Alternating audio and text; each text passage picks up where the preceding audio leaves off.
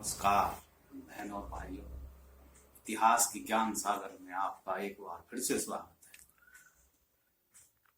बहनों और भाइयों, इस वीडियो में हम देखेंगे कि मानव का इतिहास क्या है। इतिहास की किताबों में किस प्रकार से इसको अंकित किया गया है, कैसे इस इतिहास को बच्चों के सामने रखा गया है, इस बारे में हम चर्चा करेंगे। आप देखिएगा इस वीडियो को लाइक करें, चैनल को सब्सक्राइब करें। आप देखिएगा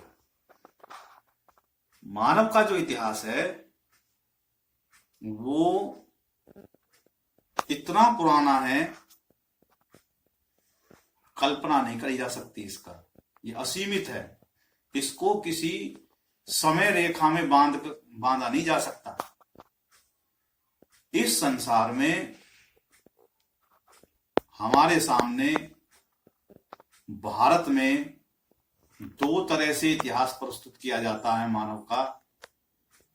एक तो इंग्लिश जर्नल द्वारा, जो भारतीय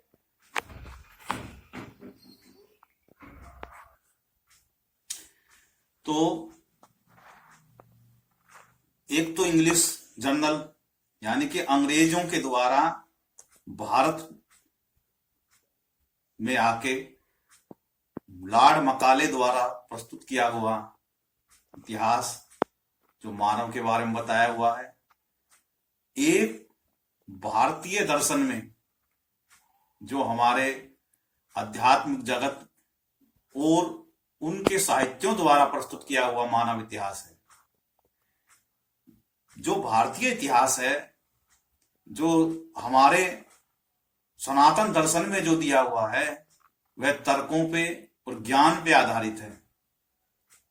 इंग्लिश जो इतिहास है, जो अंग्रेजों के द्वारा, जो विदेशियों के द्वारा दिया हुआ इतिहास है, वह कयास, अंदाजे पे लगाया हुआ इतिहास है। मानव का विकास कैसे हुआ, इंग्लिश जर्नल में जो भारत से विदेश का हुआ से भारत में आयात हुआ, उनके अनुसार यह आदि मानव से शुरू होता है।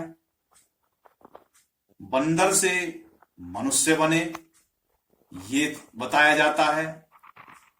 और डार्विन की जो विकास यात्रा की जो थ्योरी है, विकास का सिद्धांत, वो बताया जाता है कि कैसे जो है विकसित होते होते एक जीव दूसरे जीव में परिवर्तित होते चले गए और सबसे अंतिम कड़ी में बंदर आदमी बन गए। ये कितनी मजाक और हास्यास्पद विषय है, बातें हैं कि आज तक इन पे कोई बोलने को तैयार नहीं है। इनको पोषित करने वालों की संख्या बहुत ज्यादा है। जो कोई इसको झुटलाने की कोशिश करता है उसको पागल बता देते हैं। तो देखो, ये तो ऐसा है कि जैसे अंधों को जो है दर्पण दिखाने वाले, ये तो ऐसा लगा जैसे अंधे को दर्पण दिखाया हो, मजाक का विषय बना के रख रखा है। उनके अनुसार जितनी भी सभ्यताएं हुई, वो उनकी खोज उत्खनन में जो भी चीजें मिली उनसे जोड़ के कहानी बनानी शुरू कर दी। और कहानी कल्पनाओं पे आधारित थी सारी की सारी। वो किसी भी तर्क पे आधारित नहीं थी, कल्पना पे। जैसे अंधा कोई होता है, उसको हाथी मिल गया और हाथी का किसी ने एक पैर मिलने पल्ले पड़ गया, कहने लगे उन्हें, भाई ये गोल मटोल क्या है।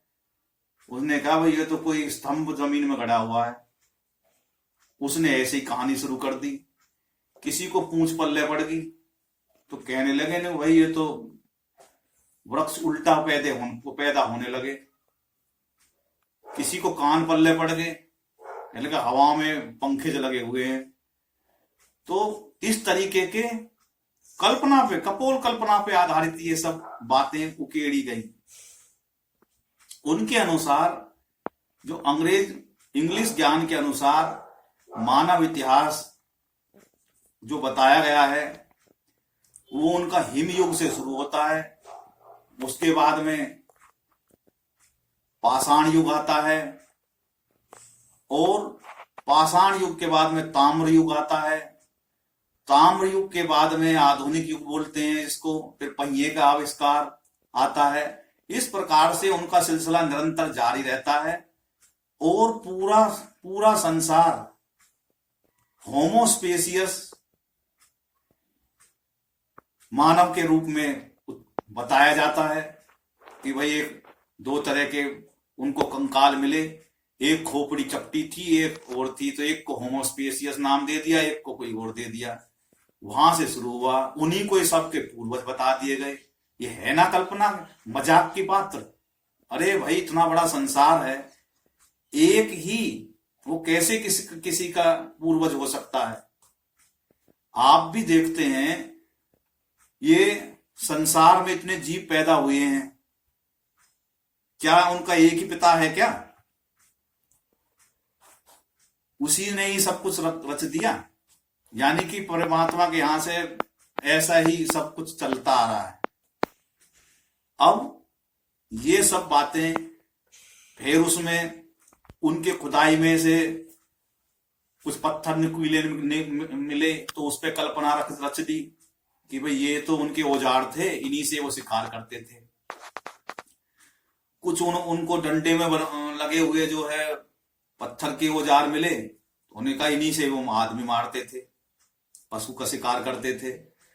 तो ये सब कल्पनाओं पे आधारित है, सत्यता के इतर नहीं है बिल्कुल भी। दूसरी तरफ, इस पे मैं आगे बताऊंगा थोड़ा, दूसरी तरफ भारतीय दर्शन है। भारतीय दर्शन में क्या है, इस संसार का एक नियंता है जिसको ईश्वर कहा गया है। ईश्वर के द्वारा ही ये सारा संसार रचा गया है, जो दो तरीके से होता है, एक परा और एक अपरा, यानी कि दो ऊर्जाएं होती हैं, एक को परा बोलते हैं, एक को अपरा बोलते हैं। जो परा जो होती है वो न दिखाई देने वाली वस्तु है, और अपरा जो है वो भौतिक जगत है। यानी कि इस संसार में जो पंच तत्व जो हैं, अग्नि, वायु, जल, आकाश और कौन सा रह गया, एक पृथ्वी, जो पृथ्वी तत्व है, इनके साथ के सहयोग से ये सारा संसार बना है। ये सतत चलने वाली प्रक्रिया है। जितने भी जीव हैं इनकी सबकी अलग अलग नस्लें हैं, उन नस्लों के अनुसार ही इनका विकास हुआ है। अब बातें आती है मनुष्य की, तो भारतीय दर्शन के अनुसार जो भी मनुष्य पैदा हुए इसी प्रक्रिया से पैदा हुए। जैसे और जीव पैदा हुए हैं, इनकी सबकी अलग अलग नस्ल है। बंदर बंदर के जैसे ही है, इंसान इंसान जैसा ही है, ना कि बंदर से इंसान बना। इनकी सबकी इनका आगे क्या है, भारतीय दर्शन में तीन चीजें और होती हैं, सत्व, रज और तम। ये जितने भी जीव होते हैं इन सब के अंदर ये तीनों गुण विद्यमान होते हैं। मानव में भी, मनुष्य में भी ये तीन गुण विद्वान हैं। सत्व का मतलब होता है ज्ञान, रजोगुण का मतलब होता है वृद्धि, तमोगुण का मतलब होता है मोह, अहंकार, यानी कि विनाश। इस प्रकार से ये संसार चलता रहता है। जब भी हमारे दर्शन में मनुष्य के विकास की बात होती रही है, तो उनको ज्ञान प्राप्ति के लिए सबसे पहले भेजा जाता था। ज्ञान प्रकृति के गोद में बैठकर ही सीखा जाता था। वो व्यक्ति प्रकृति के गोद में बैठता था, वो आस पास के अपने जितने भी वनस्पतियां पैदा हुई हैं उनका अवलोकन करता था, उन अन्य जीवों का साथ में वो सहभागी बनता था, और वो किस प्रकार से इस प्रकृति के साथ में तालमेल बनाए हुए हैं उससे ज्ञान अर्जित करता था। किस प्रकार के वे भोजन अपना खाते हैं, क्या खाने योग्य चीजें हैं, क्या ना खाने योग्य चीजें हैं, अन्न कितने प्रकार के हैं जो इस पृथ्वी पे पैदा हुए हैं, ये सब अपने आप नेचुरली हुए हैं, जो सबके बीज इस पृथ्वी में समाहित रहे हैं और धीरे धीरे ये अपने असली रूप में आने लगे। इस तरीके से मनुष्य ने पशु पक्षियों और प्रकृति से ही सारा हुनर सीखा। जितने भी मेटल हैं ये सब प्रकृति के गोद में ही रहे हैं, उसके जो जो चीजें संपर्क में आती चलेगी उसका वो ज्ञान अर्जित करता चला गया। और जिस प्रकार से उसने देखा कि जितने भी ये जीव हैं, अन्य पशु पक्षी हैं, इनका सबका समुदाय बनता है, निर्माण होता है, इनके सबके एक एक मुखिया होते हैं। अब आप बंदरों को उदाहरण ले लें, बंदरों में क्या होता है, एक मुख्य मुखिया होता है, एक मुख्य उसकी रानी होती है बंदरिया, और उसी हिसाब से और अन्य उसके जितने भी साथी होते हैं उसके सहयोगी के तौर पे काम करते हैं। सबसे पहले जो भोजन ग्रहण करने का नंबर आता है तो मुख्य वानर का आता है, फिर उसकी मुख्य वानरी, उसके बाद में और उनके जो भी मित्र मंडली है वो सब भोजन ग्रहण करते हैं। उसके बाद में जो मुख्य नर होता है वो चार एक तरफ बैठ के सबका निरीक्षण करता रहता है। कोई हमले की स्थिति होती है तो वो बाद में उसको न्यूट्रलाइज करने के लिए अपना रणनीति तैयार करते हैं। रात में इसी प्रकार से वो अपना आवास ढूंढते हैं, यानी कि उनका एक समुदाय बन जाता है, एक दूसरे की वो देखभाल करते हैं। और बाहर का कोई ऊपरी बंदर आता है तो उस पर वो हमला करके उसको भगा देते हैं। एक समुदाय बन गया, ग्रुप बन गई, टोली बन गई, ऐसे ही वो अपना जीवन यापन करते हैं।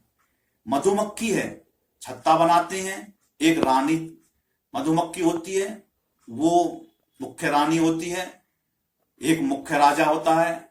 वो जब अंडे चलते हैं तो कुली जो मधुमक्खियां होती हैं वो शहद ले लेके आती हैं, वो प्रक्रिया का चलता रहती है, बच्चे उनके बढ़ते रहते हैं। ऐसे ही उनके कुछ जो है सैनिक वो होती हैं मधुमक्खी, वो वहीं छत्ते के आसपास रहती है। जो भी कोई बाहर का उसकी तरफ निगाह भी तोड़ने की कोशिश करता है उस पर हमला कर देती है।